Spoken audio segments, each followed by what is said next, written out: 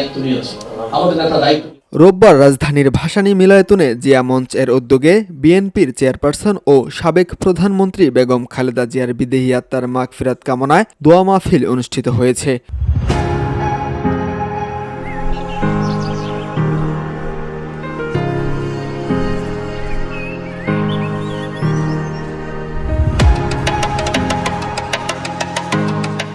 অনুষ্ঠানে সভাপতিত্ব করেন বিএনপির চেয়ারপারসন উপদেষ্টা বীর মুক্তিযোদ্ধা আব্দুস সালাম। তিনি বলেন, শহীদ রাষ্ট্রপতি জিয়াউর রহমান যেমন মানুষের দোরগোড়ায় রাষ্ট্রের সেবা পৌঁছে দিয়েছিলেন, ঠিক তেমনভাবেই তারেক রহমানও এদেশের মানুষের হৃদয়ে পৌঁছে জনগণের নেতৃত্ব দেবেন এবং গণতন্ত্র পুনরুদ্ধার করবেন।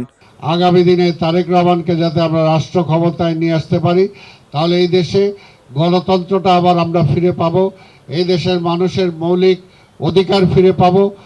বাংলাদেশ আজ একটি গভীর সংকটের মধ্য দিয়ে যাচ্ছে, এখনও প্রকৃত গণতন্ত্র ফিরে পায়নি বলে মন্তব্য করেন তিনি। পৃথিবীর সমগ্র তারেক রহমানকে রাষ্ট্র ক্ষমতায় আনতে পারলে এদেশে আবারও গণতন্ত্র ও জনগণের মৌলিক অধিকার ফিরে আসবে বলে প্রত্যাশা তার।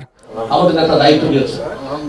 অনুষ্ঠানে আরও উপস্থিত ছিলেন বিএনপির ভাইস চেয়ারম্যান বরকত উল্লাহ বুলু, স্বেচ্ছাসেবক বিষয়ক সম্পাদক মীর শওকত আলী সপু, সংগঠনের সাধারণ সম্পাদক মোহাম্মদ ফয়েজ উল্লাহ ইকবাল সহ বিভিন্ন পর্যায়ের নেতৃবৃন্দ। নাইমুল ইসলাম, ভিওডি বাংলা, ঢাকা।